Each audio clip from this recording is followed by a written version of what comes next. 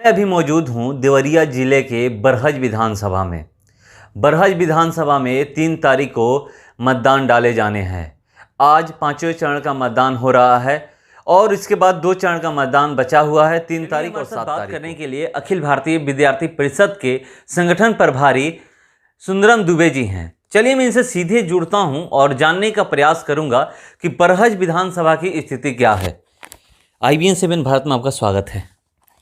सबसे पहले मैं सुंदरम दुबे मैं अपने तरफ से आपको सादर प्रणाम करता हूं, नमस्कार करता हूं। मीडिया जगत को भी धन्यवाद देता हूं और सादर प्रणाम करता हूं। प्रधानमंत्री की रैली थी देवरिया में और देवरिया जिले में जितने भी विधानसभा है 7 विधानसभा है, 7 विधानसभा में 3 तारीख को मतदान डाले जाने हैं। बरहज विधानसभा की स्थिति क्या है ये बताइए। मैं आपको बता दूं, देवरिया जनपद के 7 विधानसभाओं में फ़िलहाल तो आपको बता दूं जानकारी के लिए कि 6 विधानसभा भारतीय जनता पार्टी की विधायक हैं। भारतीय जनता पार्टी के 7 विधानसभा में 6 सीटें निकल चुकी थी, सिर्फ भाटपारा विधानसभा का नहीं निकला था। लेकिन आदरणीय प्रधानमंत्री नरेंद्र मोदी जी के आगमन से और योगी आदित्यनाथ जी के आगमन से और उसके साथ साथ केंद्र सरकार की योजनाओं के साथ साथ प्रदेश सरकार की योजनाओं को लाभान्वित करने के साथ साथ ये स्थिति और पूरे जनपद की स्थिति ऐसी पैदा हो चुकी है। बरहज विधानसभा ही नहीं, पूरे जनपद की 7 विधानसभा सीटों की स्थिति ऐसा पैदा हुई है कि बहुत ही अच्छे मतों से, प्रचंड मतों से भारतीय जनता पार्टी की प्रत्याशी जितने भी लोग हैं वो लोग जीतेंगे। 7 के 7 सीटें हम लोग निकालेंगे और बरहज विधानसभा की ऐतिहासिक मतों से जीत होगी। इसमें कहीं किसी को कोई तनिक भी संदेह नहीं करना चाहिए। बरहज विधानसभा में सबसे बड़ी बात यह है कि जो 342 विधानसभा बरहज है आपका, इस बरहज विधानसभा के भारतीय जनता पार्टी के जो प्रत्याशी उतारे गए हैं, आदरणीय चाचा लगेंगे मेरे पद में, चाचा दीपक मिश्रा साका चाचा जी, वो एक ऐसे प्रत्याशी हैं पूरे जनपद के बरहज विधानसभा के कि 342 विधानसभा बरहज की जितने भी विधानसभा के गांव हैं उनके नाम याद हैं। गांव के नाम याद के साथ साथ गांव के जितने भी अभिभावक गण हैं, घरों के अभिभावक लोग हैं, उनके भी नाम याद हैं। ऐसा जनप्रतिनिधि बहुत कम मिलता है देखने को, ऐसे प्रत्याशी बहुत कम उतारे जाते हैं। आप विपक्षी दलों की जाके देखेंगे तो ऐसे प्रत्याशी नहीं है। तो सबसे बड़ी गुडविल ये है कि उनके अंदर वो जहाँ भी देखेंगे तुरंत नाम से पहचान जाएंगे। वो एक एक व्यक्ति के आंखों के तारा हैं, ये आप कह सकते हैं। और उसके बाद उन्होंने 10 साल से समाज में ऐसी सेवा भी की है कि भारतीय जनता पार्टी के कार्यकर्ता के लिए, 342 विधानसभा बरहज की जनता के लिए लोकप्रिय, युवा हृदय सम्राट और जनता जनार्दन के बहुत ही प्रिय करीबी माने जाने वाले दीपक मिश्रा साका चाचा जी हैं और उनके व्यक्तित्व एक अलग है। तो भारतीय जनता पार्टी का एक अपना वो प्रभाव है और प्लस चाचा जी का व्यक्तित्व है। तो ऐतिहासिक मतों से हमको जहाँ तक उम्मीद है कि 1 लाख से ऊपर होगा।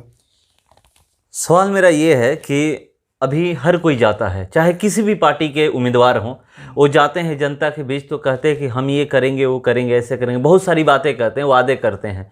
करते क्या है ये तो 5 साल बाद पता चलता है। मैं ये जानना चाहता हूँ कि आप लोग क्षेत्र में जा रहे हैं, जनता आपसे क्या कह रही है? जनता से तो आप कह ही रहे होंगे कि हम ये करेंगे, वो करेंगे, बहुत सारी बात कह रहे होंगे। जनता क्या बता रही है, जनता क्या कह रही है कि यहाँ पर क्या कमियाँ हैं, उसको आप लोग करिएगा जीतने के बाद। आपको बता दूं कि भारतीय जनता पार्टी की सरकार, योगी सरकार उत्तर प्रदेश में, जो अभी भी आपके सामने योगी सरकार है और पुनः मैं आपसे बता दूं योगी सरकार आएगी। और जनता क्या कह रही है, जनता बहुत खुश है। जनता योगी सरकार से बहुत खुश है। जनता बहुत ज़्यादा नहीं कह रही है, बस ये कहना चाहती है कि हमारे जो घरों में इज्जत सम्मान मिल रहा है योगी सरकार में, वो पिछले सरकार में नहीं मिलती थी। दूसरी बात, अपराध मुक्त जो मानक रहा है, आंकड़ा रहा है अपराधी का, भ्रष्टाचार का, अपराध का, गुंडागर्दी का, छिनौती का, लुटेरों का, उसका मानक कम हो गया। कोई भी सरकार 5 साल में जड़ से नहीं ख़त्म कर सकती है, लेकिन जो मानक औसत एकदम बिल्कुल बहुत ही कम हुआ है, इससे जनता खुश है। और उसके साथ साथ योगी सरकार ने बहुत लाभान्वित करने, योगी मुख्यमंत्री आवास योजना, साथ साथ में केंद्र में भारतीय जनता पार्टी की सरकार है तो प्रधानमंत्री आवास योजना, शौचालय का आप देखें कितना लाभान्वित योगी सरकार ने किया है ये, और प्रधानमंत्री जी केंद्र सरकार की योजना रही है। तो इससे, और उसके साथ साथ आवास का योजना और महिलाओं की उज्ज्वला योजना के तहत तमाम गैस सिलेंडर भी बांटे गए। तो कहीं ना कहीं जनता बहुत खुश है, इसमें कहीं वो दो राय नहीं है। और जनता ये चाहती है कि पुनः योगी सरकार आए, इसमें उसकी बहुत बड़ी खुशी है। और वो चाहती है कि पुनः योगी सरकार आए और हम लोग को ऐसी इज्जत सम्मान मिलता रहे, और जो सिस्टम बना के योगी सरकार ने रख दी है उसको ऐसे ही और अधिक मजबूती के साथ उस सिस्टम को कामयाब रखा जाए, और अपने आप को सुकून चाहिए। दोनों लोग आए थे, प्रधानमंत्री भी आए थे और अखिलेश यादव भी आए थे। मैं यहाँ पर बात किया, कुछ लोग ये कह रहे हैं कि जो समाजवादी पार्टी के लोग हैं ये कह रहे हैं कि 5 सालों में विकास नहीं हुआ है, आप लोगों ने, बीजेपी ने रोजगार छीन लिया है। तो कि इसमें कितनी सच्चाई है कि रोजगार, जो कि बातें कर रही है कि रोजगार छीना गया है। एक चीज़ और है कि अभी कल मैं बलिया में था, बलिया में मुख्यमंत्री पहुंचे हुए थे, वहां पर ये बोले कि हम लोग जो काम किए हैं सिर्फ 3 साल में काम किए हैं, 2 साल तो कोरोना में चला गया है। एक चीज़ और बता दूं इसमें कि आप रोजगार की बात बोले हैं, तो जो विपक्षी पार्टी की बात आपने किया है, मैं आपसे बता दूं कि रोजगार, पहले तो जब जातिवाद की बात आप करेंगे, परिवारवाद की बात करेंगे, तो आपको सकारात्मक विचारधारा आपके मन में आ ही नहीं सकती है कि देश में क्या चल रहा है, प्रदेश में क्या चल रहा है। आप हमेशा जातिगत विचारधाराओं में संलिप्त रहेंगे। आपसे बता दूं, आप एक योजना जानते होंगे, केंद्र सरकार भी की योजना, startup India, stand up India, आपको पता है? उसमें युवाओं को रोजगार मिला है। आप पहले जाने तो रोजगार कैसे हमको हासिल करना। सरकार की योजनाओं को पढ़ेंगे नहीं, केंद्र सरकार की योजनाओं को जानेंगे नहीं, प्रदेश सरकार की योजनाओं को आप जानेंगे नहीं, और आप बात करेंगे रोजगार नहीं मिलता है। आप पहले पढ़ेंगे तो startup India, stand up India के तहत आप रोजगार भी कर सकते हैं। मेरा बात सुनिए, मैं क्या कह रहा हूँ कि यहाँ पर देखिए, जो हमारा क्षेत्र है उत्तर प्रदेश, सरकारी नौकरियां होती है उसी को रोजगार कहते हैं और किसी चीज़ को रोजगार नहीं कहते हैं। क्या ये 5 सालों में कितना वैकेंसी आई है ये आपको पता है? आपसे बता दूं कि पहली चीज़ की बात वैकेंसी की, अभी आप 69,000 शिक्षक भर्ती हुई है, फिर उसके बाद 6,000 सीटें लगभग बढ़े हैं, वो भी भर्ती अभी हुई है।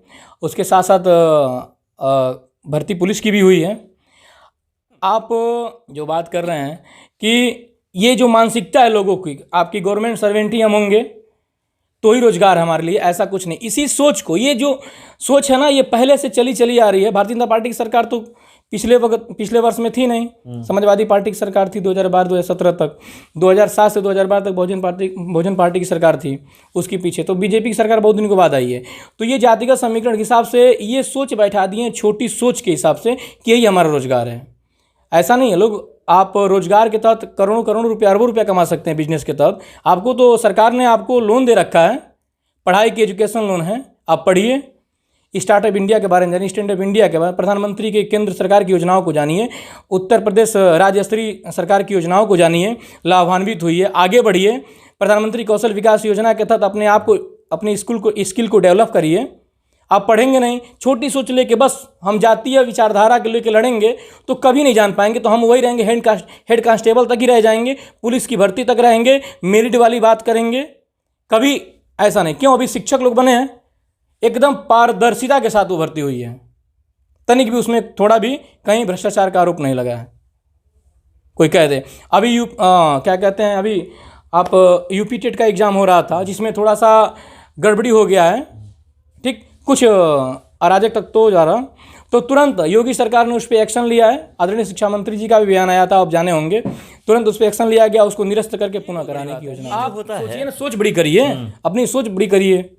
आपकी विचारधारा देश के प्रति होनी चाहिए, आपकी विचारधारा राष्ट्र के प्रति होनी चाहिए, तो आप अपने स्किल को डेवलप करेंगे। और तब आप क्या कहते हैं, मेरिट की बात नहीं करेंगे, आरक्षण की बात नहीं करेंगे, और आप हेड कांस्टेबल और सिपाही तक नहीं रहेंगे, तो फिर आप बहुत बड़े लेवल के अधिकारी बनेंगे और आप एक अच्छे नेतृत्वकर्ता बनेंगे। लेकिन यहाँ पे तो ये है, जब जाति देखेंगे तो आपको विकास का मुद्दा नहीं दिखेगा।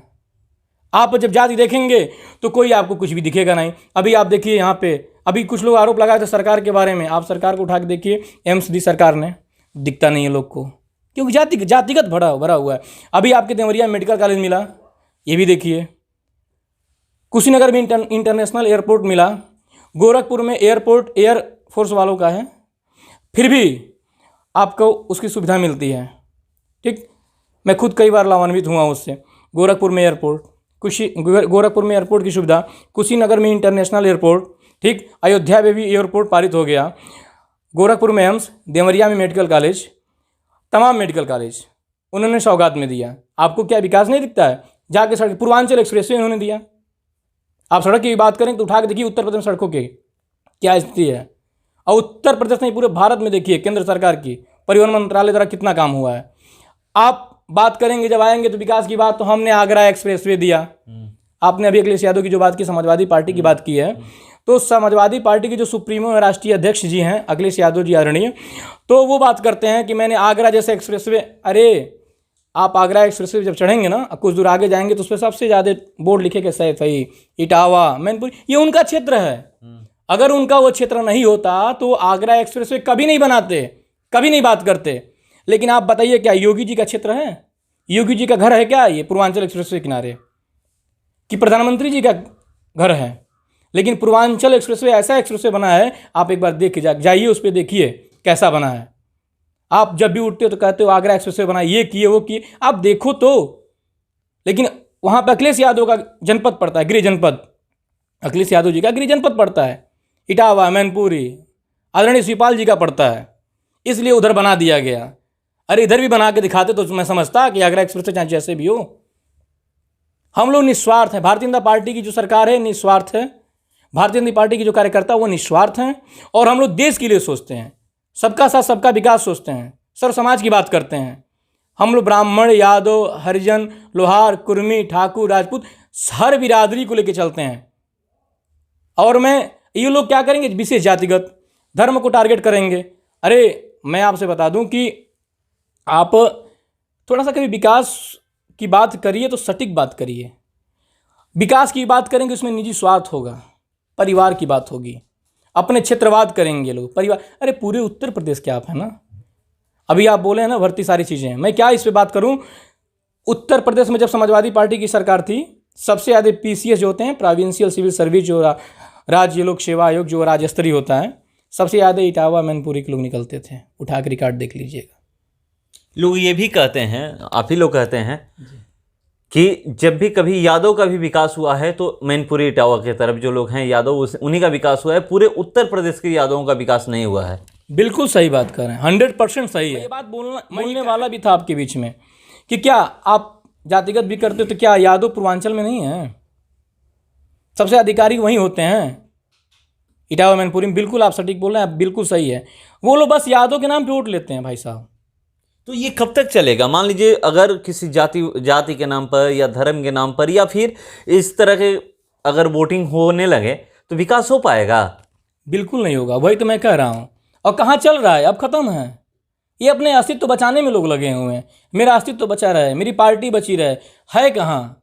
इन्होंने उसका रीजन ये रहा है, बर्बाद होने का कारण मैं बता दे रहा हूँ कि समाजवादी पार्टी की सरकार थी, अपराध होता था, गैंगरेप होते थे, बलात्कार होता था, बहु बेटियों की इज्जत आबरू के साथ खिलवाड़ होता था, और अच्छे अच्छे मुखिया सरकार के लोग कहते थे कि अरे गलतियां हो जाती हैं, अरे जब अपने पे बीतेगी ना समझ में आ जाएगा। और उसके बाद आपसे बता दें, इन्हीं के सरकार में जो असहाय, पीड़ित, गरीब परिवार के लोग थे, जो बिल्कुल SC ST जो होते हैं, जो आपकी अनुसूचित जाति के लोग, अनुसूचित जनजाति के लोग, उनके ऊपर हमेशा प्रताड़ित किया जाता था। गरीबों को हमेशा इन लोगों को सताया है, इन लोगों ने हमेशा इन लोगों को प्रताड़ित किया है, असहाय पर हमेशा दुर्व्यवहार किया है। आप जानते होंगे कारसेवकों पर गोली भी चलवाए थे लोग। राम मंदिर के मुद्दे पे अगर बात करें तो भी देखिए कारसेवकों को गोली चलवाने का काम किया था। और आज ये लोग बहुत बात कर रहे हैं। 2017 के पहले उठा के इन लोग का रिकॉर्ड देख लीजिए और अब देख लीजिए, डाटा देख लीजिए आप। गाना बज रहा है हर जगह, कहीं भी आप जाइएगा तो ये गाना बजता है, जो राम मंदिर लाए हैं फिर हम उन्हीं को लाएंगे। तो क्या राम मंदिर सिर्फ ही मुद्दा होना चाहिए, फिर विकास भी? मैं आपसे बता दूं कि राम मंदिर जो है वो हमारी सनातन संस्कृति सभ्यता से जुड़ा हुआ चीज़ है, आस्था का केंद्र है।